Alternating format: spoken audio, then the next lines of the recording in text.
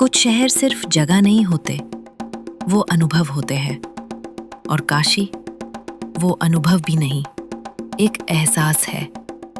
इस यात्रा में मैं आपको लेकर चल रही हूँ उस शहर में जहाँ हर गली में इतिहास है, हर घाट पर आस्था और हर पल में शिव बसते हैं। काशी, बनारस, वाराणसी। मेरी यात्रा शुरू हुई देहरादून से बनारस की ओर। रास्ते में जंघई के पास एक छोटे से गांव में रुकने का मौका मिला, श्रीमद् भागवत कथा के लिए। पहली बार किसी गांव में ठहरना, कच्चे रास्ते,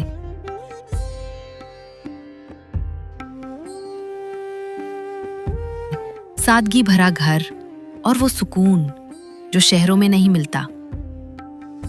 गांव की गलियों में चलते हुए लगा जैसे वक्त थोड़ी देर के लिए ठहर गया हो, और फिर मैं पहुंच गई बनारस। सबसे पहले जिस चीज ने मुझे खींचा वो थी बनारस की गलियां।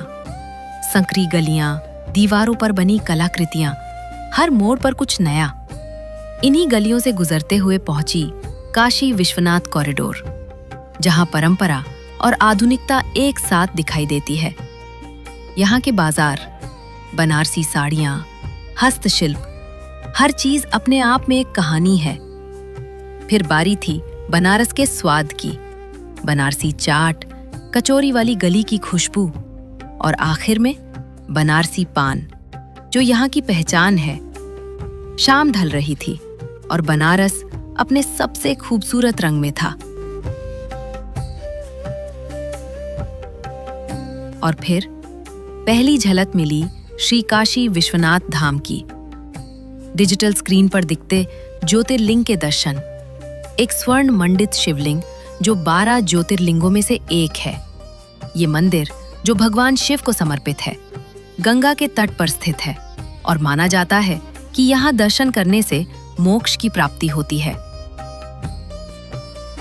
वर्तमान मंदिर का निर्माण मराठा रानी अहिल्याबाई होलकर ने 1780 में करवाया था।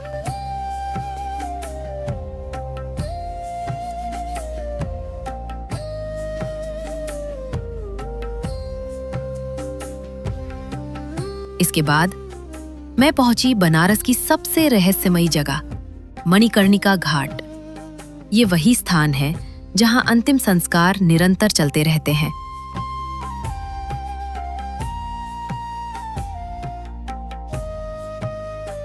कहा जाता है कि यहाँ दाह संस्कार होने से आत्मा को मोक्ष मिलता है।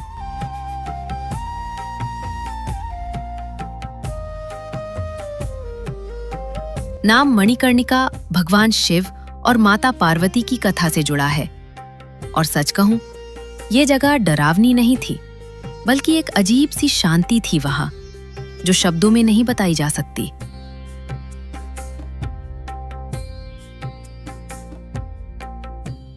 रात में काशी विश्वनाथ मंदिर की शयन आरती का अनुभव किया। ये आरती जब भगवान को विश्राम दिया जाता है, और उस समय का माहौल बस दिव्य था। मेरी अब तक की सबसे खास आरतियों में से एक। वो ऊर्जा, वो कंपन सच में नेक्स्ट लेवल था।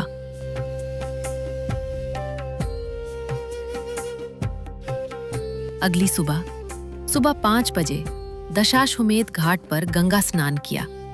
सुबह की वो शांति, ठंडी हवा और बहती गंगा, सब कुछ जैसे किसी और ही दुनिया का हिस्सा था। इसके बाद काशी विश्वनाथ मंदिर में जाकर शिवलिंग को स्पर्श कर आशीर्वाद लिया। वो पल शब्दों से परे था। फिर मैंने चखा बनारस का मशहूर मलइयो। नाम में मलाई सुनकर लगा कि ये बहुत भारी होगा, इसलिए पहले तो मैंने मना कर दिया, लेकिन थोड़ा सा टेस्ट करने के लिए मान गई और फिर पूरा का पूरा कुल्हड़ खत्म कर दिया। इसके बाद मैं गई श्री काल भैरव मंदिर। ये मंदिर काशी के कोतवाल माने जाने वाले भगवान काल भैरव को समर्पित है। यहाँ की सबसे अनोखी बात, यहाँ प्रसाद में मदिरा चढ़ाई जाती है।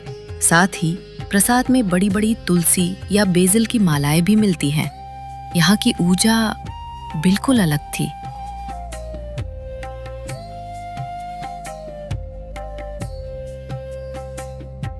फिर मैंने कुछ समय गंगा किनारे बिताया, जलासेन घाट के पास।